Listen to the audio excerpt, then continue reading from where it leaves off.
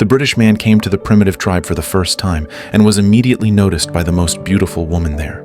Her sharp gaze made the man's heart tremble.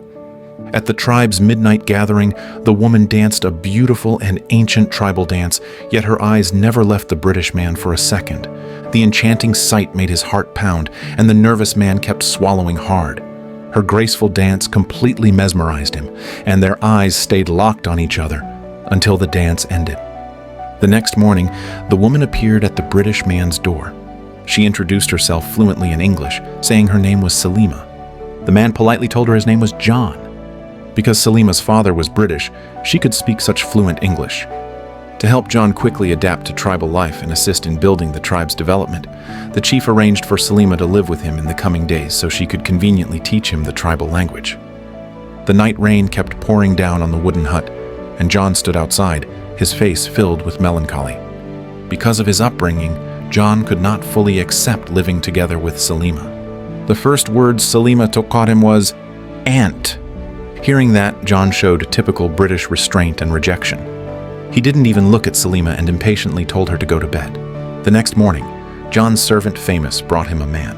Having seen John reject Selima the night before, Famous assumed John didn't like women and had prepared a surprise for him. Get him out now! Get him out of here! And Selima, bring me a whiskey. I'm not servant. Fine, you don't want to be a servant. You don't have to be a servant. You're fired! Dismissed! I fire you. John was furious and drove Selima away. He had come here with an innocent, idealistic belief, wanting to enlighten the locals living in the jungle and spread British education and thought. But as Selima left, John realized his heart went with her. He stayed awake all night and came to see her the next morning, apologizing for his rudeness the day before, hoping she could forgive him and continue teaching him the tribal language. Seeing John's sincere attitude, Selima accepted his apology and agreed to give him another chance to learn. In the quiet night, their voices could be heard from the wooden hut as they talked. John studied from day till night, and it was clear that this time, he was truly enjoying the lessons.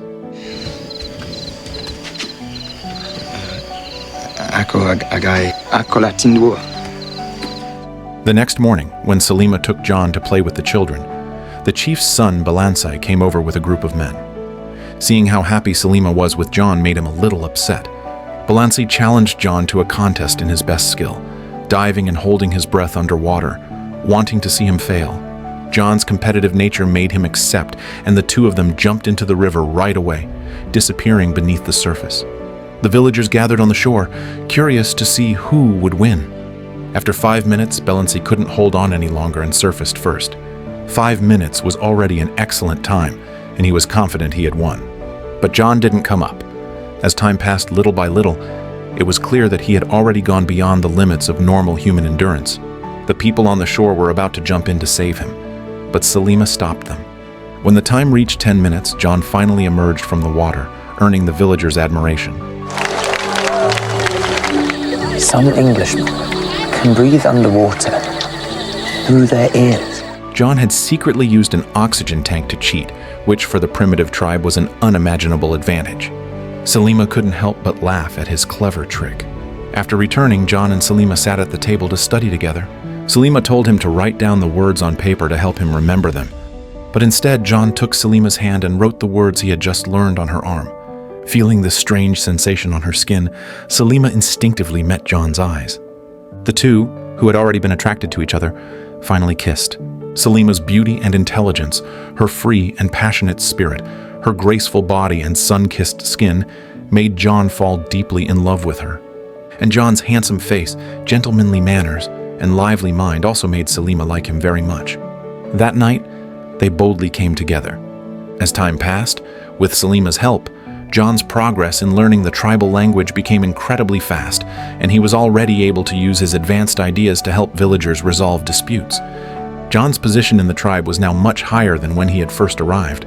When he came home after a long day of work, Selima was always standing at the door, dressed beautifully, waiting for him. Their feelings for each other grew stronger over time. Every short separation filled them with longing, and every reunion brought passionate embraces.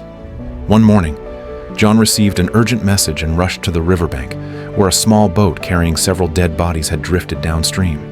After John's father investigated, he discovered that a plague had broken out in a tribe 50 miles upstream. For everyone's safety, John decided to travel upstream to investigate. To avoid being attacked by other tribes, he decided to bring Selima, who was familiar with the nearby tribal languages, and accompanying them were Famous and Belansai. They paddled hard against the current, slowly making their way upstream. After walking through a long stretch of jungle, they finally reached the source of the plague when sick and lifeless bodies appeared before them. When they entered the village, it had already become a living nightmare. The terrifying disease had swept through the area, corpses lay everywhere, and babies cried endlessly. But during their inspection, John noticed something unusual. It's not like any disease. It's not famine. There's rice in the huts. A man suddenly aimed a gun at him and tried to shoot, but missed. John quickly called Belansai and quietly followed the attacker. When the two followed him to a hidden spot, they discovered a group of people secretly mining. After careful observation, John realized that the place contained a large amount of silver ore. These men didn't want other Europeans to know, so to mine freely, they had poisoned the rice they sent to the nearby tribe, planning to wipe everyone out. After tasting the rice, Selima also began to show symptoms of poisoning. John quickly told her to warn the villagers about what he had discovered. The news enraged the people, and the furious villagers unleashed their handmade poison arrows at the killers. As one enemy after another fell to the ground, the villagers finally achieved their revenge. After this deadly experience, the bond between John and Selima grew even deeper, and he promised that once they returned, he would ask his father for permission to marry her. As they were about to leave, the villagers placed blessing bracelets on their wrists to thank them for saving the tribe. You want to marry her? We say we have a right to be here because we're a civilizing force. But how can we let our officers sleep with the local women and not marry them? You're not the first, you know. Maybe then he wouldn't have drowned in a shell hole so some senile old general could get a knighthood. God, you self-righteous little prick! You'll do what I say! You let me! However, John's parents refused to let him marry Selima. The chief on Selima's side also rejected the marriage, warning her that John came from a different world and would eventually leave for England, so their love could never last. When the unwilling John argued fiercely with his parents and rushed to see Selima, he found her imprisoned inside a wooden cage. John hurried to open the cage door, but no matter how hard he tried, he couldn't move it an inch. His parents arrived and forced him to give up Selima, threatening to keep her locked away forever if he refused. I'll marry at the Longhouse. I told you it's not possible. Do you give her up? I do. A year later, in a church in London, John married an English woman, arranged by his parents. Beneath the surface of happiness, the bracelet from the tribe he still wore on his wrist revealed that he hadn't let go of Selima. After the wedding, John brought his wife Cecil back to the tribe to continue the work his parents had planned for him. He brought a film projector for the villagers, and the strange new machine fascinated everyone. But John looked around distractedly, hoping to catch a glimpse of Selima among the crowd. Cecil noticed his unusual behavior, and her cheerful smile slowly faded. After the screening, when they returned home, Cecil confronted John, asking if he still hadn't forgotten Selima. Since arriving at the tribe, she had already heard stories about John's past and wanted to hear the truth from him directly. John confessed everything, saying that after coming back, his mind had been in chaos and he still needed time to adjust. Cecil agreed to give him some time, hoping he could finally let go of the past and live a peaceful life with her. The next morning, while John was washing his hands by the river, he suddenly caught sight of Selima. She was crouching by the river with Belansai, holding a baby with golden hair in her arms. That child was clearly John's. To confirm his thoughts, John went to Selima's house late at night. I didn't know they were going to treat us like that. I'm sorry. He's Belansai's son now. He married me even though he knew I was pregnant. He learned that after he left, Selima had given birth to the baby alone, and guilt filled his heart. The next morning, John sat by the river with Selima, bringing along a small carved wooden boat he had made. He gently placed the little boat into the river, and the baby laughed happily while playing with the flowing water. At that moment, John wished this peaceful and happy scene could last forever. But he didn't know that the small boat in the river had been spotted by another Englishman and a tribesman on the opposite shore. They went and told Belansai about it. That night, while John and his wife were asleep, Belansai quietly slipped into the house with a knife, planning to kill him in his bed. At the last moment, Selima followed him in and shouted, waking John up. The sudden commotion scared Belansai away and saved John's life. John was ordered to execute Belansai, but before the punishment, he realized everything had happened because of him, and he couldn't bring himself to do it. He announced that the execution would be postponed until the next day. He didn't sleep that night. The next morning, before the execution, the villagers gathered around and suddenly attacked Selima, insulting and shaming her in public. John's father rushed in to stop them.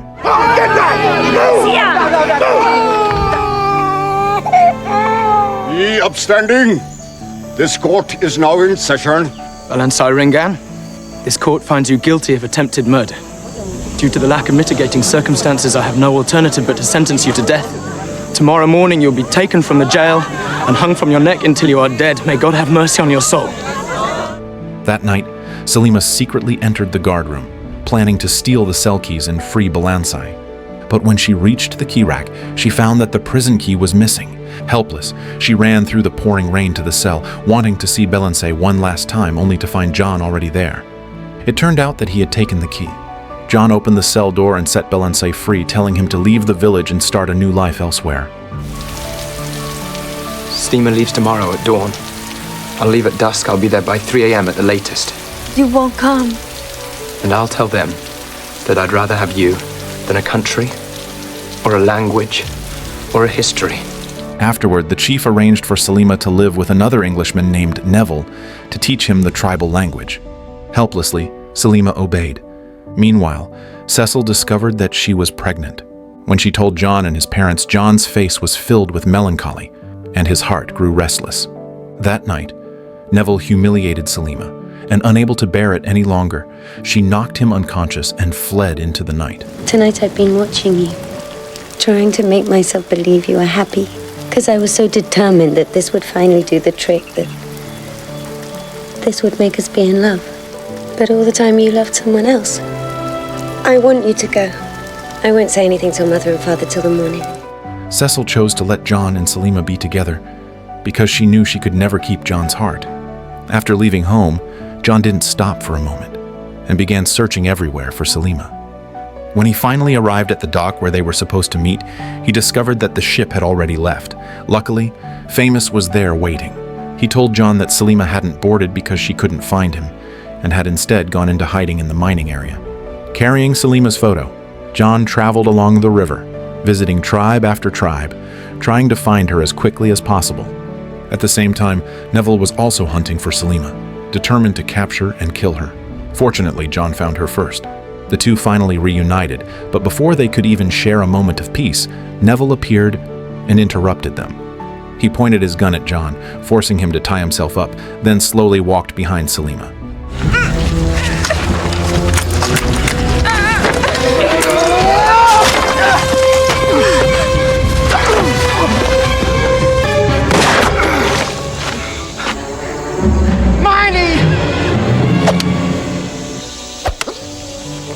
Just as John was about to be killed, the tribespeople they had once saved appeared.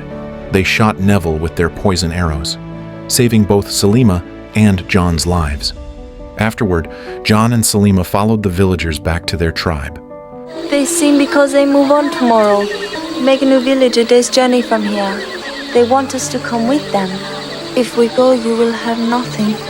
I'll have this. I'll have you. So shall I tell them we'll come? Tell them. At that moment, John's eyes were filled with determination. With nowhere else to go, John and Selima chose to stay and join the tribe. From then on, deep in the jungle of that distant land, 3 new members became part of the ancient tribe. John and Selima's love story romanticized the colonial rule of that era. The colonial system was false and cruel, but their forbidden love revealed the human struggle between love and reality. The power of love can cross the boundaries of race and culture. Prejudice and oppression may be strong, but they can never stop 2 true hearts from coming together, nor can they prevent the eventual collapse of the colonial order.